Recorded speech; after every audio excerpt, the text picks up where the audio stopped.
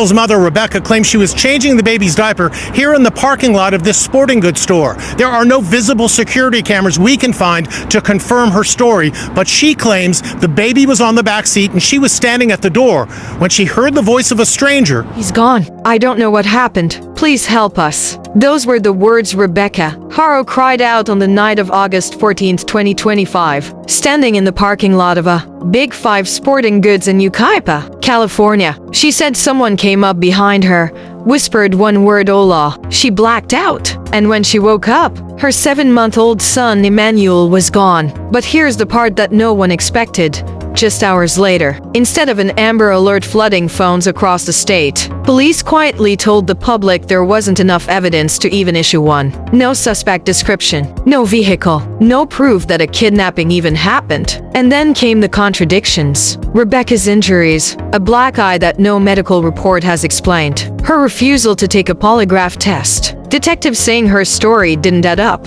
and when they pressed her for more answers, she abruptly stopped talking. This isn't just the story of a missing baby. This is the story of how a grieving mother, at first seen as a victim, quickly became the focus of suspicion. So tonight, we asked a question no one wants to say out loud. What really happened to 7-month-old Emmanuel Haro? And before we dive in, ask yourself this. If Emmanuel's story isn't told, if his name fades into silence, then how many more children vanish without anyone noticing? Subscribe right now, because if you don't, the next time a child goes missing, you may never even hear their name. And if you're watching this and still thinking I don't need to subscribe, then go to the comments and tell us why. Explain why keeping a child's memory alive doesn't matter to you. In Cabazon, California, they weren't rich. They weren't famous, just a young family. Inconsistencies in Rebecca's story. They pressed her for clarity, but instead of cooperating, she abruptly stopped answering questions. Then there was her face.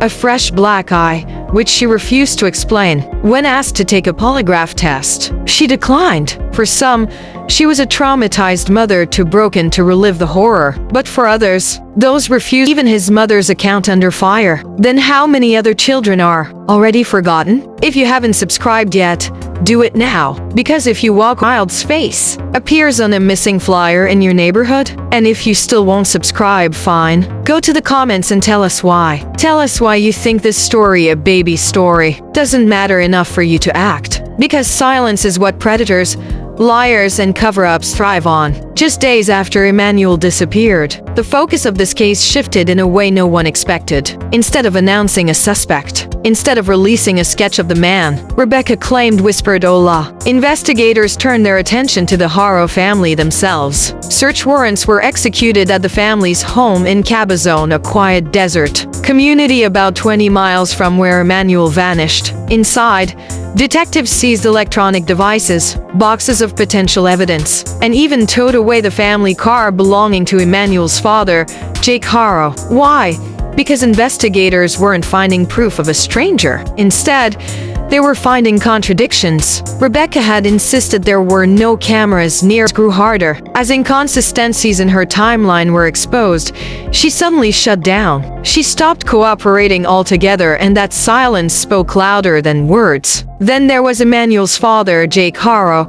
His past came under the spotlight. Court records revealed that in 2023, Jake pleaded guilty to willful child cruelty, stemming from an incident back in 2018. And if that wasn't alarming enough, Jake was also facing weapons possession charges. The very same week, investigators seized his vehicle. Neighbors watched it being towed away as evidence. And so, the theories began to take shape. One possibility: was this a tragic accident covered up out of fear and panic? Another: could Rebecca's original story be true, a stranger abduction, a random act of violence in a quiet parking lot? Or was this something dark that has the answer that matters most?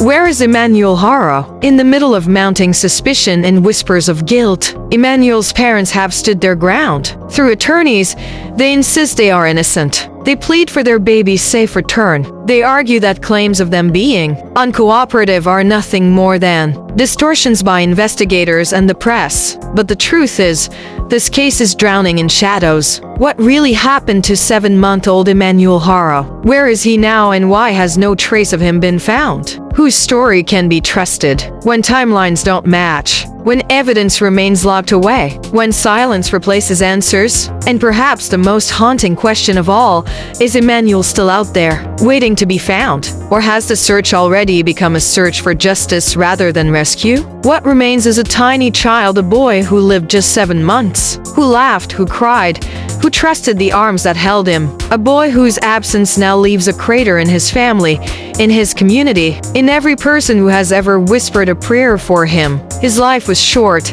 but his story demands a voice. And if you've made it this far and still haven't subscribed, you need to stop and ask yourself why. Because while you hesitate, while you scroll past, while you think someone else will carry the burden, another child's name is already slipping into silence. Subscribe now. Share this video. Keep Emmanuel's memory alive. Because if you choose not to, if you sit back and do nothing, then you owe us an answer in the comments. Why is his story not worth your voice? Because silence won't bring him home, and silence won't bring justice.